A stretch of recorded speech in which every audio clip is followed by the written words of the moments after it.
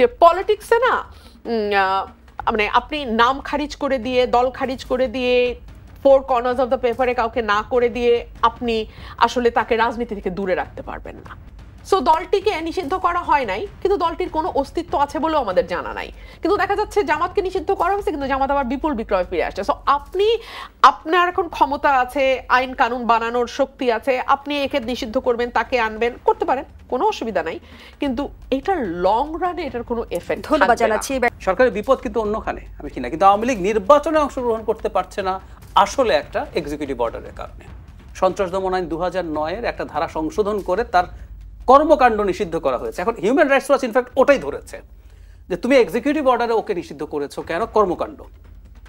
এখন সরকার তো ধরুন বিচার বিভাগ থেকে যদি হতো যে এই মামলা শেষ হওয়া পর্যন্ত আওয়ামী লীগের কর্মকাণ্ড নিষিদ্ধ থাকবে, তখন সরকার বলতে পারতো এটা বিচার বিভাগের ব্যাপার, বিচার বিভাগ স্বাধীন, আইন তার নিজের গতিতে চলে, ব্লা ব্লা ব্লা। কিন্তু এটা তো আপনি এক্সিকিউটিভ অর্ডারে করেছেন, আপনি চাইলে এটা আগামীকাল তুলে ফেলতে পারেন। এবং কেউ বলবেন যে এক্সিকিউটিভ অর্ডারে ঠিক আছে, বিচারে যদি তার নিষিদ্ধ হয় সেদিন থেকে বাতিল থাকবে, এর আগ পর্যন্ত আপনি এক্সিকিউটিভ অর্ডার তুলে ফেলেন, আওয়ামী লীগ নির্বাচন করুন।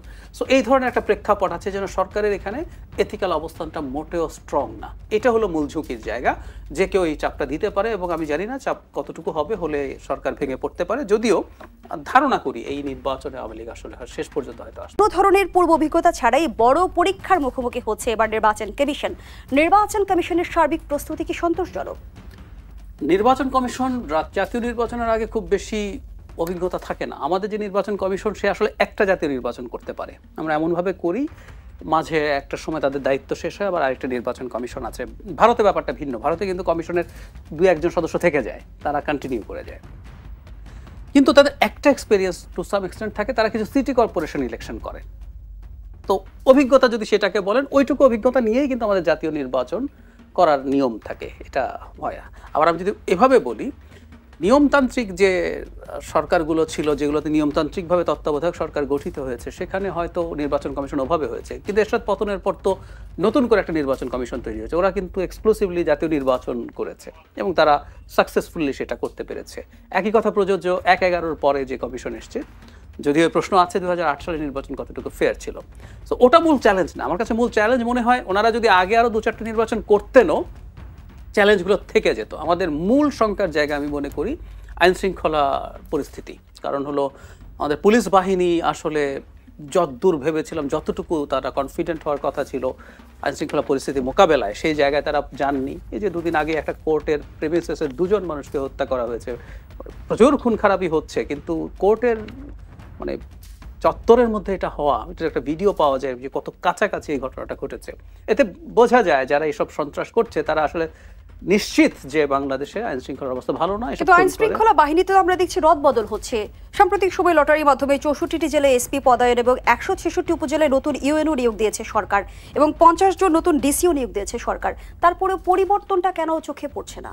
এখন আপনি আসলে লটারি যাদের মধ্যে করছেন তারা সবাই তো সমস্যার মধ্যে আছে। এখন লটারি করলে এর জায়গায় সে, তার জায়গায় ও হতে পারে। লটারির ইভেন একটা প্রবলেমও আছে। লটারি হয়তো অ্যাপারেন্টলি শুনতে ভালো শোনায় যে কেউ কোনো প্রভাব রাখতে পারলো না, কিন্তু তার আগে আমি যদি প্রশ্ন করি এই লটারি দিয়ে যাদের মধ্যে করছেন তারা কারা? আপনি তো 64 ডিসির জন্য রিটার্নিং অফিসার, অত্যন্ত গুরুত্বপূর্ণ পজিশন। 64 এসপির জন্য আপনি তাকে 64 জনকে পিক করেছেন। এই 64 জন কিভাবে পিক করলেন? নাম্বার 2, বাছাই প্রক্রিয়া নিয়ে আপনি সেটা। এবং আরেকটা ব্যাপারও আছে, ধরুন আমার সবচেয়ে এফিশিয়েন্ট একজন এসপি আছে, আমি মনে করি যে উনি প্রচুর কাজ করেছেন, খুবই এফিশিয়েন্ট। আমাদের তো হিসাব আছে কোন কোন জেলাগুলো ঝুঁকিপূর্ণ বেশি, কোনখানে বেশি ঝুঁকিপূর্ণ কেন্দ্র আছে। ভালো হতো না যে আমার সবচেয়ে এফিশিয়েন্ট এসপিটাকে ওই জায়গায় দেয়া? কিন্তু আপনি যখন লটারি করছেন দেখা গেল সবচেয়ে কম অভিজ্ঞ একজন ওখানে পড়লো। তো এরকম নানান জটিলতা আছে। এটা করে যে খুব ভালো কিছু হবে আমার তা মনে হয় না। তারা একটা বিতর্ক এড়াতে চেয়েছেন, নানান তদবির থাকে এটা থেকে মুক্ত হওয়ার জন্য, কিন্তু দিনের শেষে ভালো কিছু হয়েছে বলে মনে হয় না। তারপরও আমি মনে করি যদি রাজনৈতিক দলগুলোর সদিচ্ছা থাকে, এই প্রথমবার কিন্তু আমি এই কথাটা বলছি যে দলগুলোর যদি নিজেদের মধ্যে সদিচ্ছা থাকে তাহলে একটা ভালো নির্বাচন হবে, না হয় হবে না। বিএনপির সাথে জামায়াতের, বিএনপির স্বতন্ত্র প্রার্থী, বিএনপিতে কিন্তু আমরা তফসিলের পর দেখব কতগুলো স্বতন্ত্র প্রার্থী থাকেন, তাদের পরস্পরের মধ্যে দ্বন্দ্ব সংঘাতের খুব সম্ভাবনা আছে। বলে ফেলা ভালো বাংলাদেশের পলিটিক্সে ইলেকশনে জেতা আর না জেতার মধ্যে, আমি জাতীয় পর্যায়ে বলছি না, একটা কনস্টিটিউয়েন্সিতে জেতা আর না জেতার মধ্যে স্টেকটা এত হাই যথেষ্ট খারাপ পরিস্থিতি হতে পারে এবং বহুদিন পর আমাদের একটা নির্বাচন হতে যাচ্ছে। সেই কারণে এটাই মূল চ্যালেঞ্জ এবং আমি এখন পর্যন্ত সরকার এবং নির্বাচন কমিশনের প্রস্তুতি এই জায়গায় খুব ভালো দেখছি না। ধন্যবাদ জানাচ্ছি ডাক্তার জাহিদুর রহমান। ব্যারিস্টার রুমিন ফারহানা, আগামী ফেব্রুয়ারির 8 থেকে 12 তারিখের মধ্যে অনুষ্ঠিত হতে যাচ্ছে ত্রয়োদশ জাতীয় সংসদ নির্বাচন এবং গণভোট এবং ডিসেম্বরের 11 তারিখে ঘোষণা হতে পারে তফসিল জানিয়েছেন ইসি আনোয়ারুল ইসলাম। নির্বাচন নিয়ে আপনি গত টকশোতে যখন এসেছিলেন তখন এক ধরনের শঙ্কার কথা বলছিলেন, নির্বাচন হয় কিনা জনমনে এক ধরনের আশঙ্কার কথা জায়গা রয়ে গেছে আপনি বলছিলেন, সেটি কি এখন পর্যন্ত যদি বলি যে জটিলতার অবসান হলো কিনা? আমি সেটা মনে করি না। আপনাকে অসংখ্য ধন্যবাদ। আমি সেটা মনে করি না, এবং শুধু আমি না, আমি যারা রাজনীতি বিশ্লেষণ করেন, যারা সিভিল সোসাইটি মেম্বার, যারা দীর্ঘদিন ধরে বাংলাদেশের রাজনীতির সঙ্গে পরোক্ষভাবে জড়িত, তাদের কথা যদি আপনি ফলো করেন, আপনি দেখবেন তারা কিন্তু বারবারই বলছে ফেব্রুয়ারিতে নির্বাচন হবে কিনা, এটা নিয়ে তাদের মধ্যে একটা প্রশ্ন আছে। আপনি যদি সাধারণ মানুষের দিকে কান পাতেন, আপনি দেখবেন তারাও কিন্তু হরদম প্রশ্নটি করছে, নির্বাচন কি হচ্ছে? এই প্রশ্নটি এ কারণেই করা হচ্ছে যে নির্বাচন আসবার আগে যেই ধরনের একটা আমেজ রাজনীতির অঙ্গনে থাকে, এবং শুধু রাজনীতি নয়, মানে পুরো দেশ জুড়ে এক ধরনের উৎসব একটা আমেজ থাকে যে নির্বাচন আসছে, নির্বাচন হতে যাচ্ছে, আরেক মাস পরেই নির্বাচন। এবং এই নির্বাচনটি খুবই গুরুত্বপূর্ণ, বিকজ আমাদের বাংলাদেশে দীর্ঘ সময় কোনো রকম কোনো নির্বাচন হয় নাই। নির্বাচন বলতে যা বোঝায়, ইটস ট্রু সেন্স, জাতীয়, স্থানীয়, একেবারে লোকাল লেভেলের কোনো ইলেকশন বাংলাদেশে হয় নাই। সো এত বছর পর যে ইলেকশনটা হচ্ছে, যেখানে একটা বিরাট সংখ্যক নতুন ভোটার এবং একটা বিরাট সংখ্যক ইউথ যারা জীবনে কোনোদিন ভোট দেয় নাই, তারা এবার ভোট দিতে পারবে। কিন্তু যেরকম একটা আমেজ এবং উৎসাহ থাকার কথা ছিল, আমরা সেটা লক্ষ্য করছি। তফসিল ঘোষণার পর এই শঙ্কা কেটে যাবে কি? আমি যদি আপনাকে পাল্টা প্রশ্ন করি, তফসিল তো এখন শুনছি 11 তারিখের পর, মানে ডিসেম্বরের 11 তারিখের মধ্যে হবে। এটা তো প্রথম সপ্তাহে ঘোষণা করার কথা ছিল ডিসেম্বরের। কোনো কারণ কি দেখানো হয়েছে নির্বাচন কমিশনের তরফে কেন এটা এক সপ্তাহ পিছিয়ে গেল? আমরা কিন্তু এখনো কোনো কারণ শুনি নাই তফসিল কেন এক সপ্তাহ পিছিয়ে গেল। আমরা এখনো জানি না যে বাংলাদেশের আগামীতে যে নির্বাচনটি হতে যাচ্ছে, সেই নির্বাচনে কারা অংশ নিতে পারবে, কারা পারবে না। আজকে আমি দেখলাম ইউ প্রতিনিধি ইলেকশন কমিশনে গিয়ে চিফ ইলেকশন কমিশনারের সঙ্গে দেখা করেছে, এবং তারা বারবারই বলছে নির্বাচনটি হতে হবে ইনক্লুসিভ। এটা শুধু ইউর কথা না, এটা জাতিসংঘ থেকে শুরু করে সবাই ইনক্লুসিভ নির্বাচন। এই ইনক্লুসিভের ডেফিনিশনটা আসলে কি? ইনক্লুসিভের ডেফিনেশন আপনার আমাদের কাছে একরকম, আবার আরেক পক্ষের কাছে আরেক রকম। ধরুন 2024-এর নির্বাচনের আগে তৎকালীন প্রধানমন্ত্রী শেখ হাসিনা বলেছিল জনগণ তো অংশ নিচ্ছে, এটা ইনক্লুসিভ হয়ে গেল। এটা কি বাংলাদেশের এবং আন্তর্জাতিক একটা মহল কি মেনে নিয়েছিল?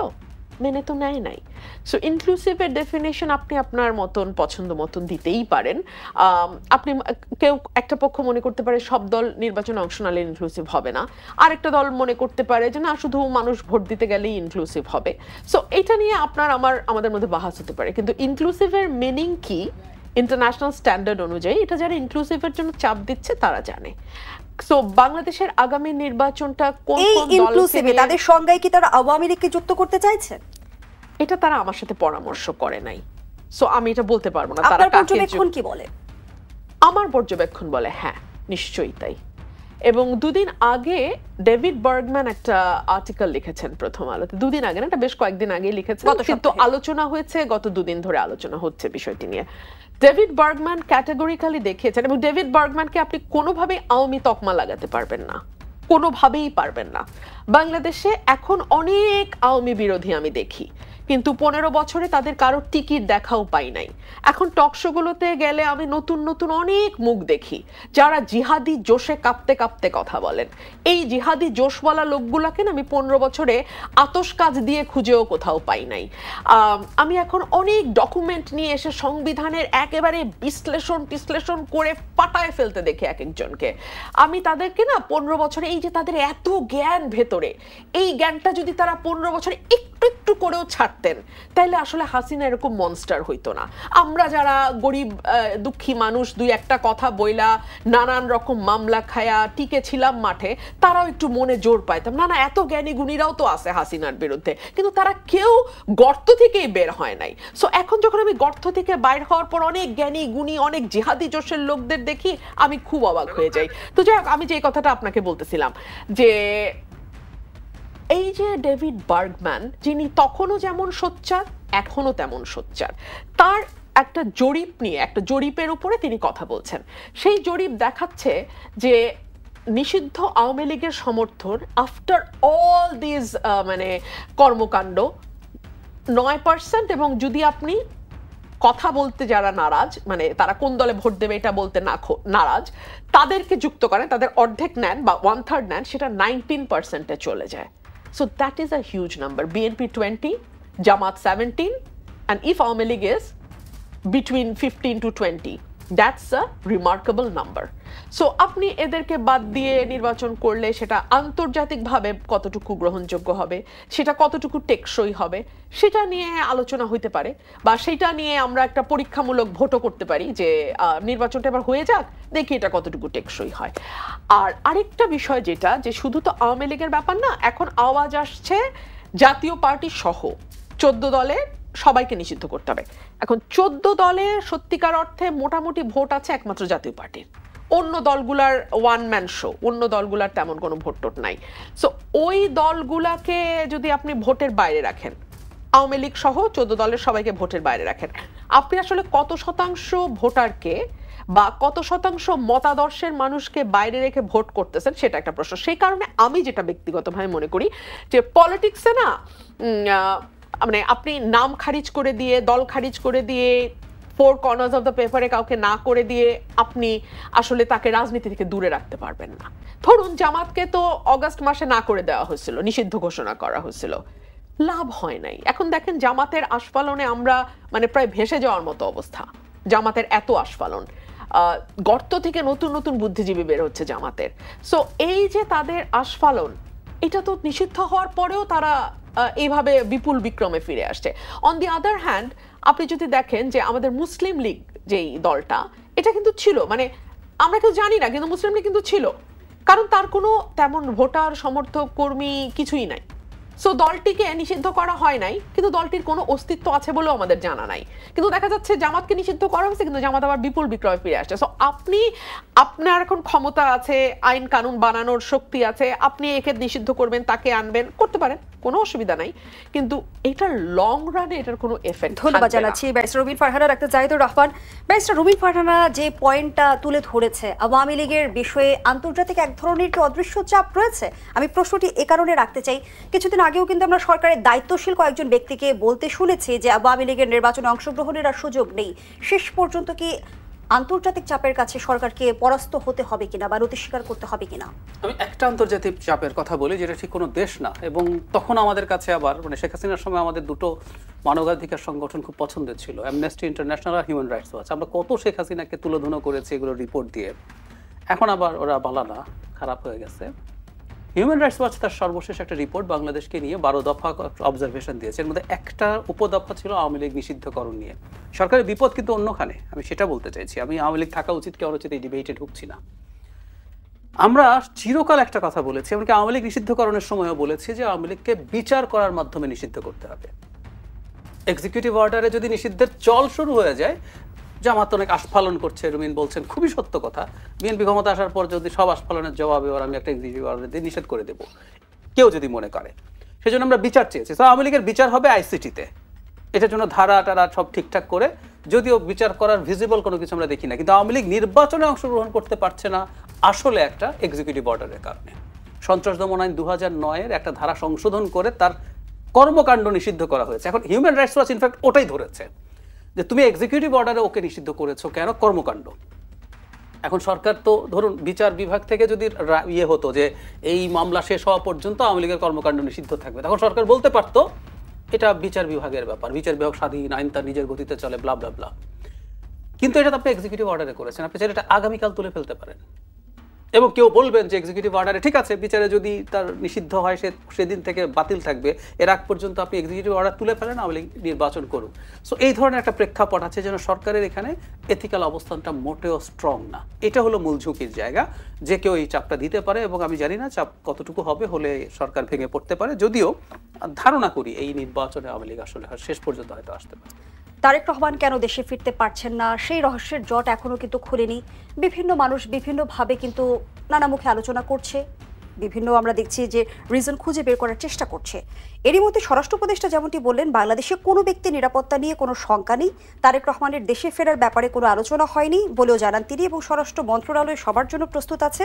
তারেক রহমান নিরাপত্তা চাইলে তাকে নিরাপত্তা দেয়া হবে, তারেক রহমান নিরাপত্তা চাইলে তাকে নিরাপত্তা দেওয়া হবে, এমনটি বলছেন স্বরাষ্ট্র উপদেষ্টা। এর আগে আমরা আইন উপদেষ্টার কথা যেমনটি শুনেছি যে দেশে আসার ক্ষেত্রে আইনি কোনো বাধা নেই, এবং পররাষ্ট্র উপদেষ্টা বলেছেন দেশে আসতে চাইলে একদিনের মধ্যেই তাকে ট্রাভেল পাস দেওয়া সম্ভব। তাহলে কোথায় আটকে আছে? দেখুন, বিএনপির ভারপ্রাপ্ত চেয়ারম্যান জনাব তারেক রহমান যেই বিবৃতিটা দিয়েছেন সেটাতেই কিন্তু উনি বিষয়টি অনেকখানি স্পষ্ট করেছেন, এবং তিনি বলেছেন যে তার বাংলাদেশে আসাটা তার একক ইচ্ছার নিয়ন্ত্রণাধীন না, এবং তিনি এটাও বলেছেন যে ঠিক কী কারণে বা কোন কোন কারণে তিনি ফিরতে পারছেন না এই মুহূর্তে, সেটাও পুরাটা প্রকাশ করবার মতন নয়। সো এরকম একজন মাপের মানুষ তিনি যখন কোনো কথা বলেন, আমাদের নিশ্চিতভাবেই ধরে নিতে হবে সেই কথা তিনি যা বলছেন সেটি সত্য, এবং যদি প্রকাশ করবার মতন হতো নিশ্চয়ই তিনি সেটি প্রকাশ করতেন। আমরা তো উপমহাদেশের রাজনীতি লক্ষ্য করেছি, আমরা ইন্দিরা গান্ধীর পরিণতি দেখেছি, রাজীব গান্ধীর পরিণতি দেখেছি, আমরা বেনজির ভুট্টোর পরিণতি দেখেছি, আমরা শেখ মুজিবুর রহমান কিংবা শহীদ প্রেসিডেন্ট জিয়াউর রহমানের পরিণতিও দেখেছি। আমরা চাই না বাংলাদেশের আগামীর রাজনীতি, মধ্যপন্থার রাজনীতি, আগামীর বাংলাদেশের একটা ব্যালেন্স রাজনীতি, আগামীর বাংলাদেশের একটা গণতন্ত্রের দিকে যাত্রার যে রাজনীতি, সেই রাজনীতিটা কোনো হঠাৎ সিদ্ধান্তে বড়ভাবে ক্ষতিগ্রস্ত হোক। আমাদের এই বিষয়টি মানতে হবে যে আমরা যেই রকম বাংলাদেশের স্বপ্ন দেখি, যেই বাংলাদেশের মধ্যে উগ্রপন্থার উত্থান থাকবে না, যেই বাংলাদেশটা সকলের বাংলাদেশ হবে, যেই বাংলাদেশটা প্রতিটি বাংলাদেশি মানুষ ওন করবে, জাতীয়তাবাদের যেই রাজনীতি, এবং এই রাজনীতিটাকে যদি আপনার টিকিয়ে রাখতে হয় তাহলে টানেলের একেবারে শেষের যেই লাইট সেটা জনাব তারেক রহমান। সো ওনার নিরাপত্তা কেবল যে দেশের ভেতরের নিরাপত্তা উনি বলছেন তা না, ওনাকে এই যে দীর্ঘ পথ উনি পাড়ি দেবেন, তাকে যদি দেশে এই মুহূর্তে আসতে হয় অনেকগুলো দেশের উপর দিয়ে তাকে আসতে হবে। সো আমরা জানি না যে ঠিক কোথায় কখন কি হতে পারে, এবং এটা নিয়ে নিশ্চয়ই তার কাছে তথ্য আছে। কেন আমরা মনে করছি যে তার কাছে যথোপযুক্ত তথ্য এবং প্রমাণ ছাড়া তিনি বাধ্য হচ্ছেন এই কঠিন সময়েও দেশ থেকে দূরে থাকতে। কিন্তু ব্যারিস্টার রুমিন ফারহানা, রাজনৈতিক অঙ্গনে বেশ কিছুদিন ধরে একটা গুঞ্জন কিন্তু রয়ে গেছে যে নির্বাচনের আগে তারেক রহমান দেশে ফিরছেন না। এটা নির্বাচনের আগে পরিবেশ তৈরি হোক, তখনই আমরা বলতে পারবো যে নির্বাচনের আগে জনাব তারেক রহমান ফিরবেন কি ফিরবেন না। আপনি যদি এখনকার বাংলাদেশের পরিস্থিতির দিকে তাকান, যতই আমাদের স্বরাষ্ট্র উপদেষ্টা বলুক বাংলাদেশের নাগরিকদের নিরাপত্তার কোনো শঙ্কা নেই, বাংলাদেশের প্রতিটি মানুষ নিরাপদে আছে, প্রতিদিন খবরের কাগজ খুললে আপনি দেখবেন কোথাও না কোথাও মব সহিংসতা হচ্ছে, কোথাও না কোথাও কারোর উপরে নৃশংসতা হচ্ছে, হামলা হচ্ছে, মারা যাচ্ছে। কিছুদিন আগে আমি দেখলাম শাহেদ আলম ভাই একটা টক শোতে বলছেন যেখানে বাংলাদেশে প্রতিদিনে এত সংখ্যক মানুষ হত্যাকাণ্ডের শিকার হয়, সেখানে আসলে জনাব তারেক রহমান এই মুহূর্তে কেন বাংলাদেশে ফিরতে নিরাপদ বোধ করবেন? এবং নির্বাচনকে সামনে রেখে অনেক রকম ষড়যন্ত্র, অনেক রকম হিসাব নিকাশ, অনেক রকম মানে সুবিধাবাদী চক্র, ভেস্টেড কোয়ার্টার তাদের যার যার হিসাব নিকাশ অনুযায়ী খেলবার চেষ্টা করছে। সো এই সময়টা এমনিতেই খুব ভোলেটাইল। সো এই সময় যদি ওনার কাছে তথ্য থাকে যেটার ভিত্তিতে উনি বলছেন যে তার এখানে এই মুহূর্তে বাংলাদেশে আসাটা তার একক সিদ্ধান্তের উপর নির্ভরশীল নয়, তখন আমাদের সেটার উপরে আস্থা রাখা উচিত। বাংলাদেশে একটা প্র্যাকটিস আছে, সেটা আমরা দেখি যে কোনো কিছুকে কেন্দ্র করেই কিন্তু এক ধরনের রাজনীতি শুরু হয়ে যায়। তারেক রহমানের এই দেশে না ফেরা প্রসঙ্গে কিন্তু জামায়াতে ইসলামীর নায়েবে আমির এটিএম আজহারুল ইসলাম বলেছেন, অনেক নেতা বিদেশে আছেন, তারা ইংল্যান্ডের নাগরিকত্ব পেয়েছেন, সেই নাগরিকত্ব ছেড়ে দেশে ফিরে এসে যদি প্রধানমন্ত্রী হতে না পারেন তবে দুই কুলি হারাতে হবে। এই আশঙ্কায় তারা দেশে ফিরতে সাহস পাচ্ছেন না। এই কথা যদি আমাকে মানতে হয় তাহলে আমার কিছু প্রশ্ন আছে। এটিএম আজহার সাহেবের কাছে উনি যদি তথ্য থেকে থাকে, উনি তাহলে জনাব তারেক রহমানকে নিয়েই কিছু বলতে চান, উনি তাহলে তার নাম কেন মেনশন করছেন না? হাওয়ার উপর তাকে স্ট্যাটাস কেন দিতে হচ্ছে? আজকাল দেখি দলগুলোর মধ্যে একটা নতুন চল শুরু হয়েছে, ভাসুরের নাম মুখে নেওয়া নিষেধ। এই দল তার বিরুদ্ধে বলছে, ওই দল তার বিরুদ্ধে বলছে, কিন্তু ভুলেও কোনো দল কর্মীরা কারো নাম নিচ্ছে না। এটিএম আজহারের বক্তব্যও সেরকমই মনে হলো। জি নিশ্চয়ই, মানে উনি তারেক রহমান প্রধানমন্ত্রী হবে উনি মনে করেন? আমি তো জানি ডাক্তার শফিক প্রধানমন্ত্রী হবে, তাই না? আমার দ্বিতীয় পয়েন্ট ওটা ছিল। মানে এবং এক হচ্ছে যে উনি জনাব তারেককে যদি মিন করেন, জনাব তারেকের নাম নিতে ওনার সমস্যা কোথায়, এটা আমি একটু বুঝতে চাই। আর দুই হচ্ছে নির্বাচনে তাহলে কারা জিতবে না জিতবে এটা ওনাদের কাছে তথ্য আছে। ইতিমধ্যে কিন্তু জামায়াতে ইসলামী রাবি শফিকুর রহমান অভিযোগ করেছেন, ক্ষমতায় না গিয়ে অনেকে ক্ষমতার দাপট দেখাচ্ছেন। আমি কি বলবো জানি না। আচ্ছা যাই হোক, প্রশাসনের একটা বড় অংশ জামাতের দখলে, এবং শুধু তো প্রশাসন পুলিশ না, বিশ্ববিদ্যালয় বলেন, ব্যাংকগুলো বলেন, অনেক জায়গা, অনেকগুলো প্রতিষ্ঠান বলেন, সেগুলোর জামাতের পুরোপুরি আধিপত্যে আছে। সো উনি যদি ওনার দলকে মিন করে থাকেন এটা উনি বলতে পারেন। আর দুই হচ্ছে নির্বাচনটাকে যদি আমরা টার্গেট করে আলোচনাটা করি, প্রশাসন কার দখলে বা পুলিশ কার দখলে, নির্বাচনটা কিন্তু কেবল পুলিশ প্রশাসন দিয়ে হবে না। এখানে সরকারের সদিচ্ছার ব্যাপার আছে, দলগুলোর ব্যাপার আছে, প্রার্থীদের ব্যাপার আছে, ভোটারদের ব্যাপার আছে, কর্মী সমর্থকদের ব্যাপার আছে। সো আপনি যদি সকল কিছু বিবেচনায় নেন, কেবলমাত্র পুলিশ বা প্রশাসন দিয়ে হবে না। এবং এই পুলিশ প্রশাসন কিভাবে কাজ করবে সেটাও নির্ধারণ করা, এবং তারা যাতে একেবারেই প্রফেশনালি কাজগুলো করে সেটা দেখবার দায়িত্ব নির্বাচন কমিশনের। সো কমিশন কতটুকু নিরপেক্ষভাবে সেটা করবে এবং কতটুকু শক্তভাবে, নিরপেক্ষ আমরা আশা করি এই কমিশন নিরপেক্ষভাবেই কাজ করবে, কিন্তু কতটুকু শক্তভাবে সেটা করতে পারবে সেটাও একটা প্রশ্ন। ওনাদেরই দলের শাহজাহান চৌধুরী বলে একজন ভদ্রলোক, তিনি তো দুদিন আগে একেবারে চ্যালেঞ্জ দিয়েছেন যে সূর্য চন্দ্র সকল কিছুই তার কথায় থেমে যায়, এবং তিনি বলেছেন তাকে না চিনলে চিনে রাখতে এবং খবরদার। এবং তিনি সহ আমরা জামাতের বেশ কয়েকজনকে এই কথাও বলতে শুনেছি যে আমরা বললে মামলা নেবে, আমরা বললে মামলা থেকে অব্যাহতি দিবে, আমরা বললে অ্যারেস্ট করবে, আমরা বললে ছেড়ে দেবে। এরকম হতে হবে, আমাদের কথায় পুলিশ প্রশাসন উঠবে বসবে। এবং সেটা বলবার এক পর্যায়ে তিনি শফিকুর রহমান সাহেবকেও খুঁজছিলেন, তার বক্তব্যের এক পর্যায়ে আমি দেখলাম যে উনি জামাতের আমিরকে খুঁজছেন যে উনি কোথায়, ওনাকে সামনে রেখে সাক্ষী মেনে উনি এই কথাগুলো বলতে চাইছেন। সো আমরা যদি এগুলো দেখি তাহলে বুঝতে আমাদের অসুবিধা হয় না যে আসলে ঠিক কি পরিমাণ কন্ট্রোলের দিকে তারা যেতে চাইছে। এবং আমাদের আজকাল যে আচরণগুলো আমরা লক্ষ্য করি সেটা আপনি অনলাইন অফলাইন সর্বত্রই, মিডিয়ায়, মিডিয়ার বাইরে, মাঠের রাজনীতিতে কিংবা ডিজিটাল প্ল্যাটফর্মে আপনি দেখবেন যে ঠিক যেরকম অ্যারোগেন্স আমরা আওয়ামী লীগের মধ্যে গত 15 বছর দেখেছি, এবং সেই অ্যারোগেন্সি তৈরি হতেও তাদের 15 বছর সময় লেগেছে, সেটা আমরা কিছু দলের ভেতরে নির্বাচনের আগে 15 মাসেই দেখতে পাচ্ছি সেই রকম অ্যারোগেন্স। ডাক্তার জাহিদুর রহমান, বিভিন্ন সময়ে সংস্কার ইস্যুতে আমরা দেখেছি অন্তর্বর্তী সরকার সমালোচনার মুখে পড়েছে, বিভিন্ন সময় আপনারাও সমালোচনা করেছেন, এই টেবিলেই করেছেন, কিন্তু পরিকল্পনা উপদেষ্টা ওয়াহিদউদ্দিন মাহমুদ বলেছেন অন্তর্বর্তী সরকার অনেক বেশি সংস্কার করে ফেলেছে, অনেক উচ্চাভিলাষী সংস্কার করেছে, নির্বাচিত সরকারের পক্ষে এত সংস্কার হজম করা কঠিন হতে পারে। এই বক্তব্যকে সমর্থন করেন? সমর্থন করি। এটা বেশি সংস্কার বলে না, আপনি সংস্কার চাপিয়ে দিচ্ছেন। সংস্কার চাপিয়ে দেওয়ার বিষয় না, সবাই যদি একসাথে বেশি সংস্কার এগ্রি করতো সমস্যা ছিল না। বিএনপির খুব সিরিয়াস নোট অফ ডিসেন্ট আছে, এরকম 3টা বিষয় নোট অফ ডিসেন্টের বাইরে এনে গণভোটের মধ্যে ঢুকিয়ে দেওয়া হয়েছে। এটা এক ধরনের ফ্রড হয়েছে, কারণ বিএনপি আগেই বলছিল সেটা মানবে না। এখন গণভোটে এটা যদি হাও হয়, আমি কনফিউজড, এবং আমার এই সন্দেহ আছে বিএনপি আসলে এগুলো শেষ পর্যন্ত করবে কিনা। বিএনপি রিপিটেডলি বলে গেছে নোট অফ ডিসেন্টে যে জিনিসগুলো তারা আছে সেগুলো সে করবে না।